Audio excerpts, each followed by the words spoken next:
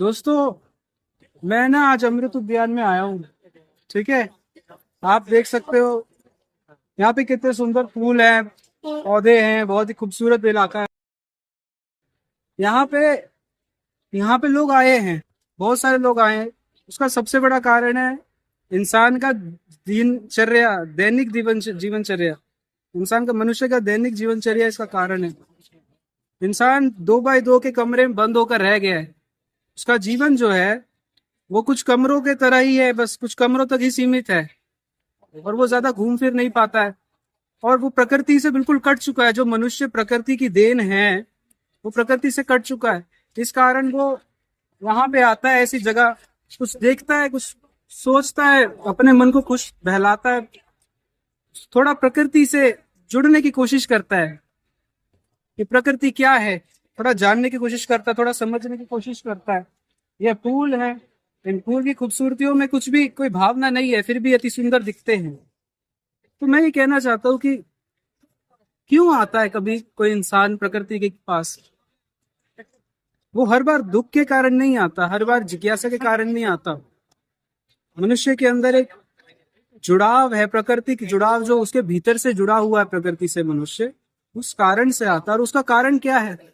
मन की शांति। कोई भी पेड़ पौधों के पास या ऐसे खूबसूरत फूलों के पास अगर आ जाए तो उसे क्या महसूस होता है? मन की शांति। एक अचानक से मन शांत हो गया। वो भाग दौड़, वो जिंदगी की छोटी से छोटी बातें, ऐसा हो गया वैसा हो गया, वो सब मन शांत हो जाता है बिल्कुल। मन में फिर चिंताएं नहीं आती, मन में बेचैनियां नहीं आती, मन बिल्कुल शांत होता है प्रकृति की वजह से। हमारी ये प्रकृति के कारण, ये एक प्रकृति के जुड़ाव के कारण हमारे मन को इतना प्रभावित कर देते हैं।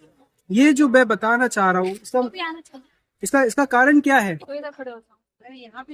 हमारा प्रकृति से कटाव। हमने अपने आप को मैडम साइड हो जाओ, थोड़ा इधर हो जाओ।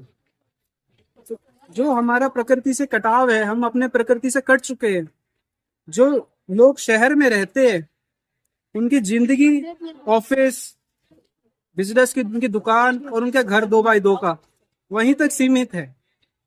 उनकी वो सीमितता उनको प्रकृति से काट के रख दिया है उन्होंने।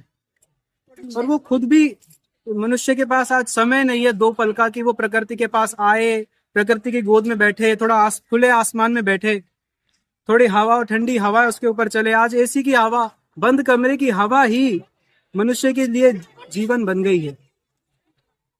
जो सांस है, वायु है, वो ही जब मनुष्य के अंदर पवित्र वायु जाएगी ही नहीं तो उसके अंदर दोष, रोग, बीमारियां पैदा होनी शुरू हो जाती हैं। कभी आप देखो, यहाँ पे आप खड़े हो जाओ, आपको डिप्रेशन नहीं होगा, कोई स्ट्रेस नहीं, कोई एंजाइटी नहीं, कोई पैनिक अटैक नहीं।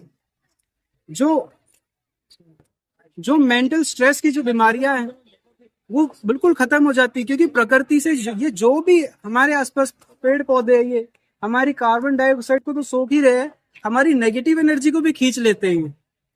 तो जब हम घर जाएंगे, यहाँ से कोई भी व्यक्ति घर जाएगा, उसको तो बिल्कुल ऐसे उसकी नेगेटिव एनर्जी भी कम हो जाएगी, एक उसको पॉजिटिव चार्ज भी उसको मिलेगा।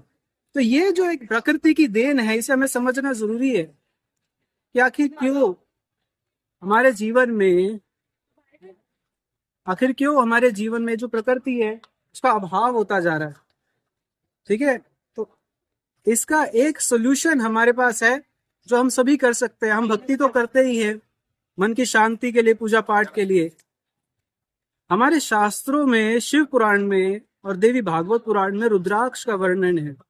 जो रुद्राक्ष आज लैब में रिसर्च किया जा रहा है, जिसके बारे में, और लैब में रिसर्च करके खोज कर ली गई है कि इससे वैज्ञानिक रूप से मेंटल स्ट्रेस, डिप्रेशन, एंजाइटी का इलाज हो सकता है।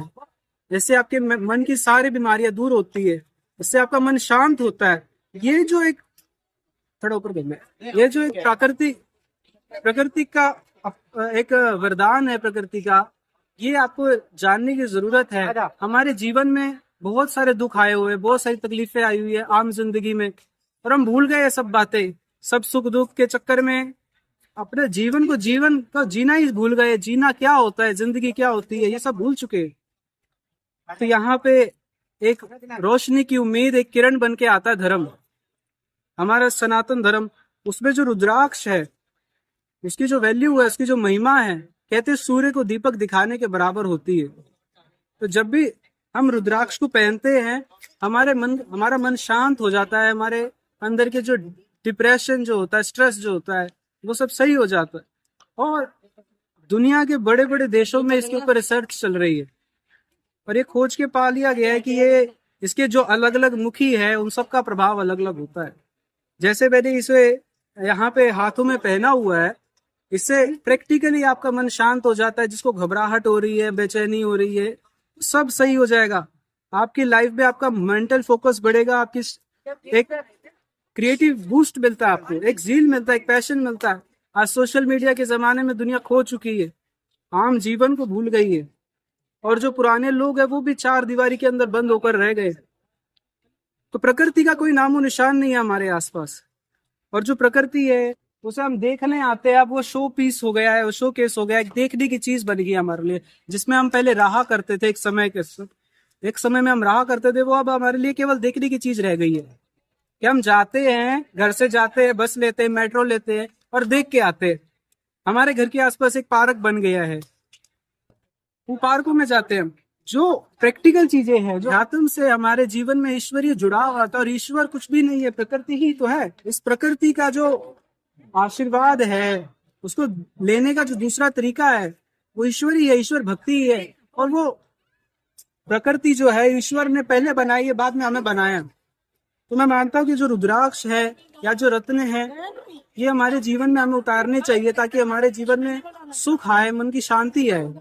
एक स्ट्रेस जो है, एक हमारे जीवन में जो उठापटक चल रही है, वो सब सही हो जाए। उसके लिए हमें चाहिए कि हम जेमस्टोन्स पहने, रुद्राक्ष पहने, अपने लाइफ को एक फोकस दे कि 24 घंटे हमारे साथ एक प्रकृति कोई चीज हो जो हमें जोड़े प्रकृति से। हम हर बार तो बार बार तो हम यहाँ नहीं जा सकते ना प्रकृति के पास, पर हम एक काम जरूर कर सकते हैं कि हम कुछ ऐसा ले ले, कुछ ऐसा पहन ले जो हमारे जीवन में हमें प्रकृति से भी जोड़े और आध्यात्म से भी जोड़े। उसके लिए ये जो है सबसे बढ़िया साधन है रुद्राक्ष। तो दोस्तों, आज जो मैंने आपको समझाया, इसको आप जीवन में उतारो, अपनी जिंदगी में इसको ढालो, अपने जीवन में परिवर्तन लाओ। रुद्राक्ष हो सकता है या रत्न हो सकता है, उसको धारण करो ताकि आप प्रकृति से जुड़ सको। ठीक है, तो आज के मेरे इस वीडियो पे इतना ही। आप सभी को नमस्कार।